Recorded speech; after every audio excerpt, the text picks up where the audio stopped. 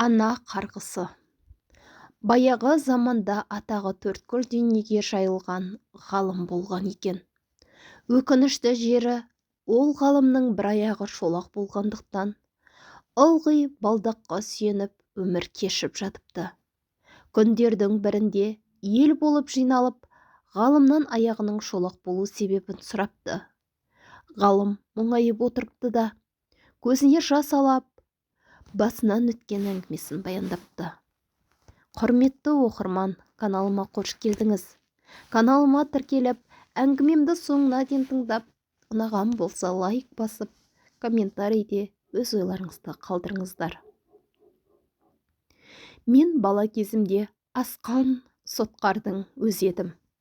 Басқа балаларды жәбірлеп, үлкендермен тайталасқанды әдетке айналдырғам. Сабақты жақсы оқитынмын. Сондықтан да басқаларды бойыма тоғытпайтынмын.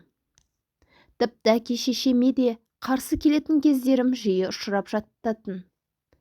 Бір күні ашық тұрған есіктен бір торғай үйдің ішіне ұшып кірмесі бар ма? Қуанышымда шек жоқ. Есікті жаба қойдым да, торғайды қуа жөнелдім. Торғай байғұс шыр-шыр етіп есікке бір соғылып жаттын таласты. Мен оған мәзбін. Бір уақытта торғай далаға қашып шығам деп, әйнекке соғылып жерге құлап түсті. Мен ұстап алдым. Әлі тірі екен. Жүрегінің болымсыз дүрсілін менің мейірімсіз алақаным сезіп тұр.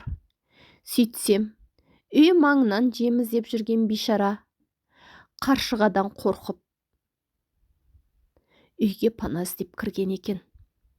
Бір аяғынан жіп байлап далаға алып шықтым да ермей кеттім. Торғайды қоя бере салам, пырылдап көкке ұшады. Жіпті қайта тартып кеп қалам. Үзіп кете алмай құлап түседі. Бұған мен төбем көкке жеткендей қуанам. Ошаққа нан пісіріп жүрген шешем қайтып көре қойғанын білмеймін.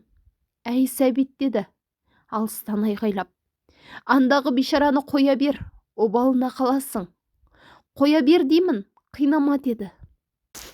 Мен шешемді елең құрлы көрмей, сайқымазаққа айналдырып, ашулы бейнесін қызықтадым. Осылайша торғайды ермек қылуды жалғастыра бердім. Шешем тағы айғайлады.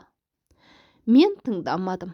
Бірде торғай көкке қарай бар күшін жинап ұша жөнелді. Мен жіпті тартып қалдым. Торғай кілт тоқтады да қанаты далбырап алдыма топ ете түсті. Мен жіп үзілген екен десем, жіп емес, торғайдың бір сирағы үзіліп кеткен екен. Жерде шиқ-шиқ етіп жан таласып, тыпырлап жатыр. Мұны көрген шешем, аяғың жұлыңғыр, бұл қай қылығың деп қарғап жіберді. Бұл қарғыс менің жадымда мәңгі сақталып қалды. Жылдар жылжып өтіп жатты. Мен ғұлама ғалым болдым. Ақ дегенім алғыс, қара дегенім қарғыс болды. Жалпақ елді аузыма қараттым. Тіпті қан екеш ханның өзі менен жиі ақыл сұрайтын. Бірақ шешемнің сол бір ауыз қарғысынан аса алмадым. Анамның айтқаны келіп, көп жылдан кейін мен де сол торғайдың күйін кешіп, бір аяғымнан айырылып, мүгедек болдым да қалдым. Өмірде мұнан өткен азап жоқ екен. Сүйгеніме қосыла алмадым. Достарыммен теңесе алмадым.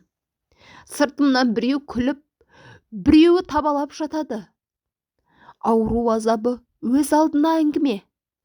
Қатты өкінем. Аяғымның шолақ болғанына қайғырам. Қап әттеген ай. Шешемнің тілін алсам мұндай күйге түспес едім. Ата-ананың қарғысын алған өте жаман болады екен деп күрсіне әңгімесін аяқтады. Ел үнсіз қалды. Ғалым көзінің жасын сүртіп қойып, балдағына сүйеніп, шойнаңдап кетіп бара жатты. Құрметті оқырман, әңгімем ұнаған болса, лайк басып комментарийде жылы лебіздеріңізді қалдырыңыздар. Алдын ала рахмет.